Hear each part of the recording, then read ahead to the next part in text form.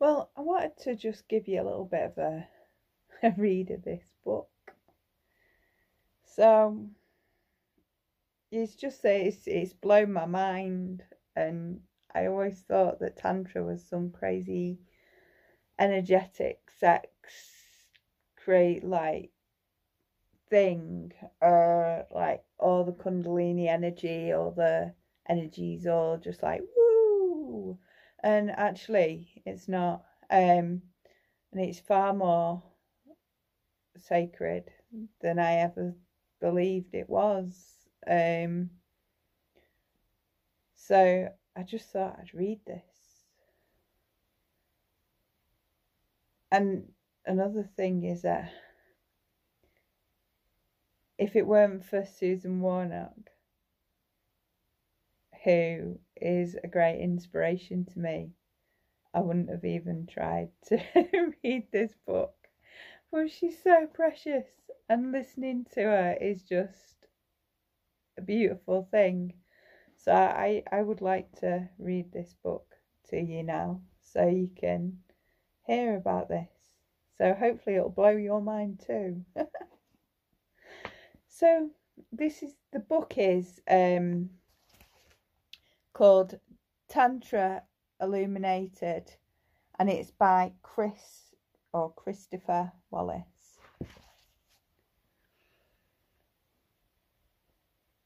So first off, Tantra is a Sanskrit word with various straightforward meanings, including theory, doctrine, or simply book.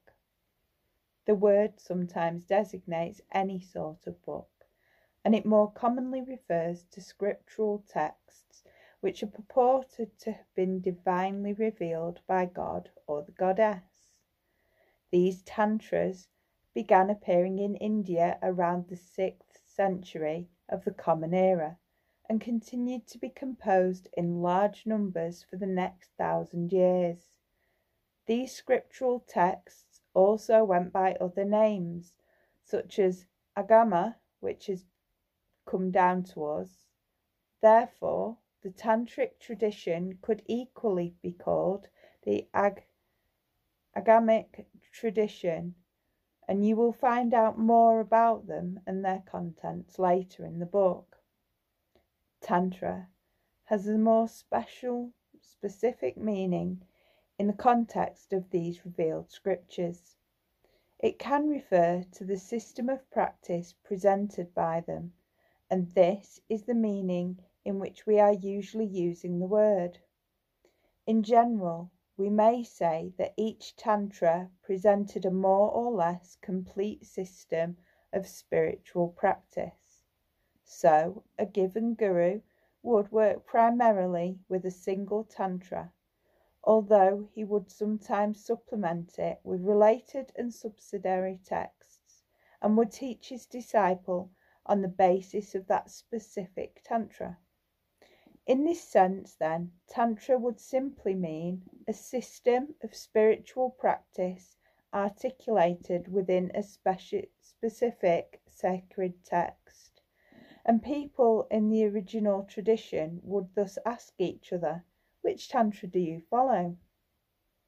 Western spiritual teachers often state that Tantra means loom or weave, and these meanings are indeed found in the dictionary under Tantra, but that usage is merely a homonym, which is none of the Tantric texts cite this as the meaning of Tantra, which incidentally signals one of the pitfalls of definitions offered by non-Sanskritists.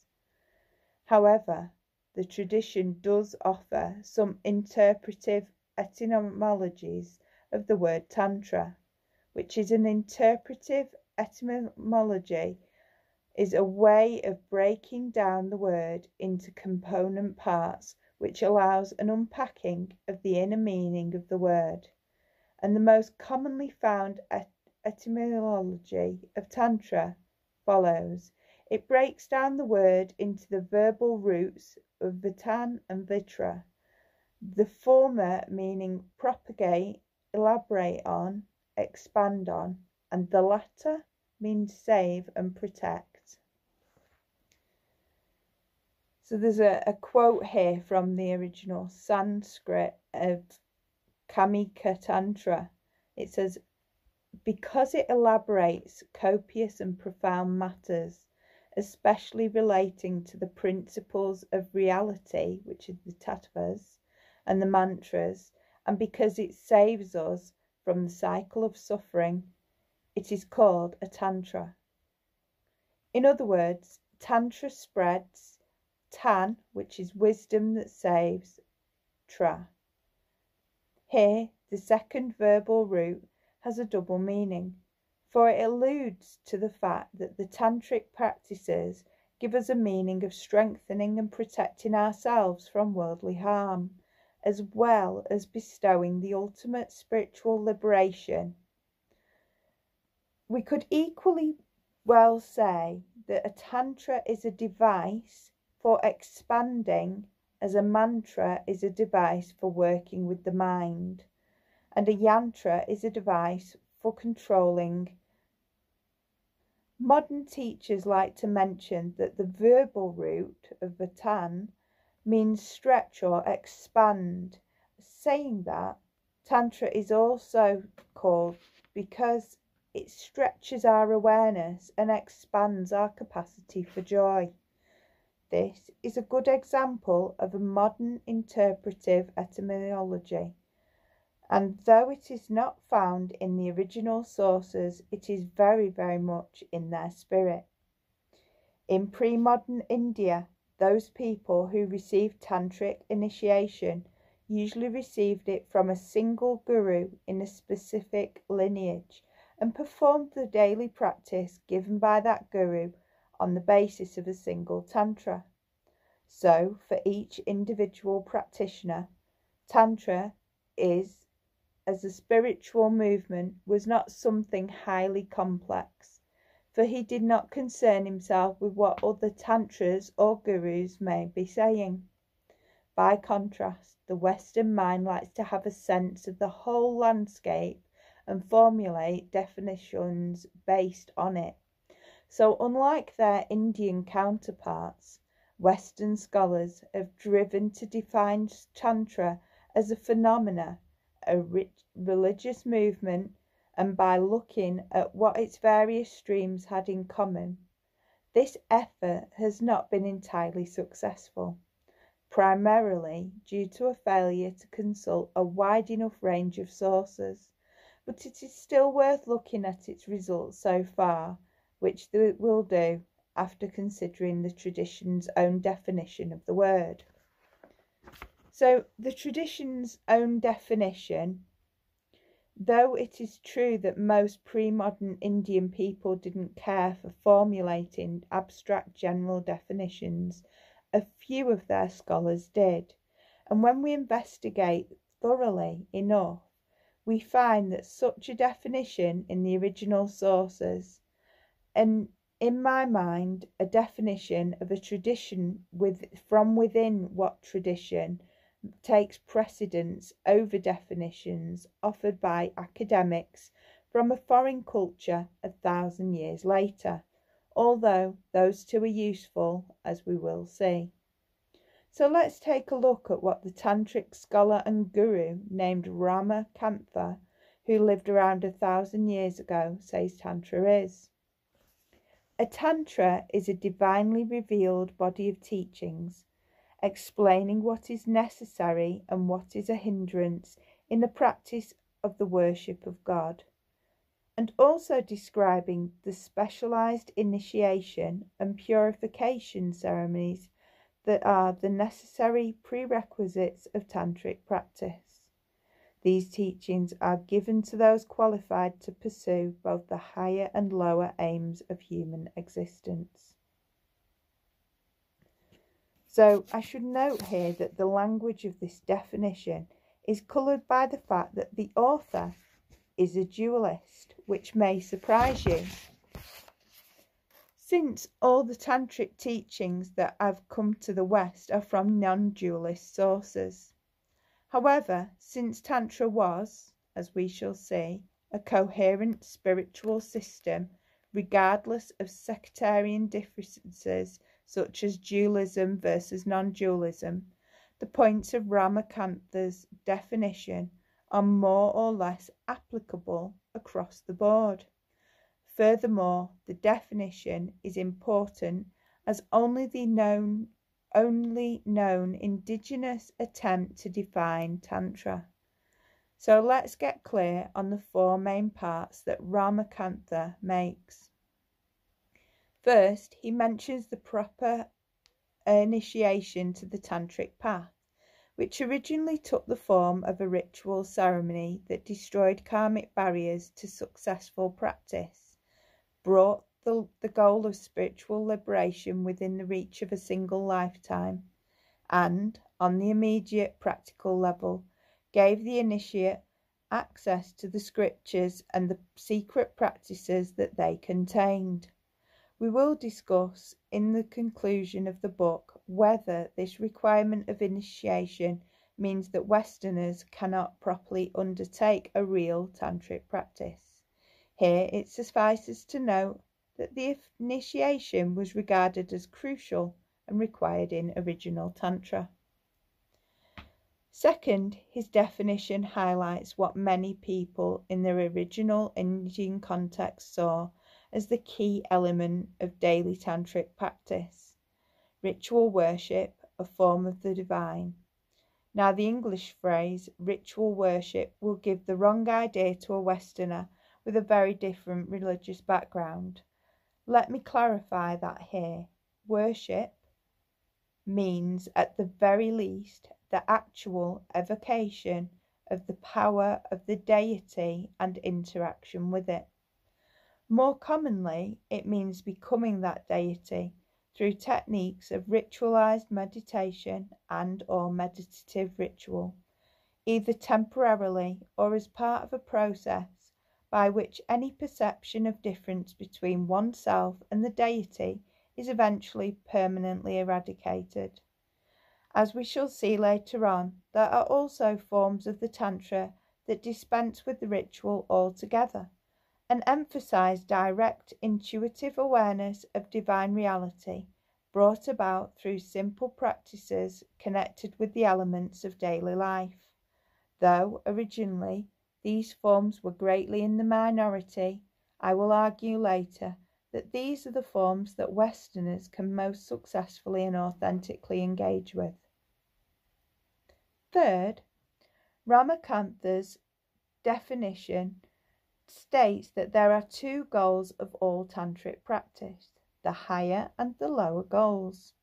The first refers to a state of spiritual freedom, released from all suffering, salvation or beatitude, the nature of which we will discuss in more depth. This state is usually called moksha or mukti in Sanskrit, both of which mean release or liberation or freedom. The second refers to the goal of worldly enjoyment and prosperity, which encompasses pleasure, power, and all good things of the tangible world. It is usually called siddhi or bhukti or bhoga. The fact that the Tantra is legitimately directed at both of these goals is one thing that sets it apart from other Indian religious traditions, or indeed most religions in the world. Although it is true that there are tantric texts devoted almost exclusively to either goal or mukti or bhakti, in general, tantric spiritual technology was designed to secure both goals, with that of pleasure subordinated to that of liberation. Note carefully here that Ramakantha's definition tells us we cannot call any practice tantric that is only directed towards the lower goal.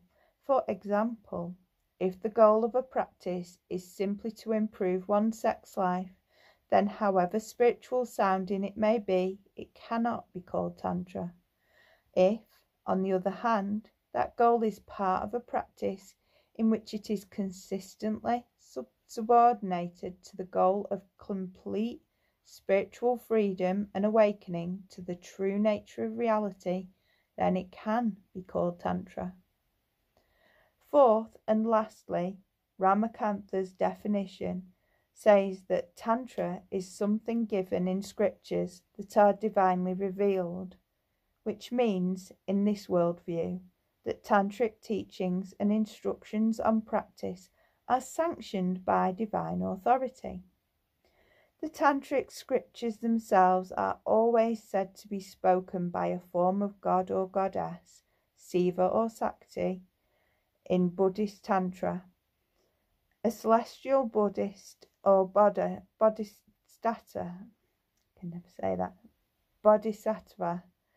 which arguably amounts to the same thing.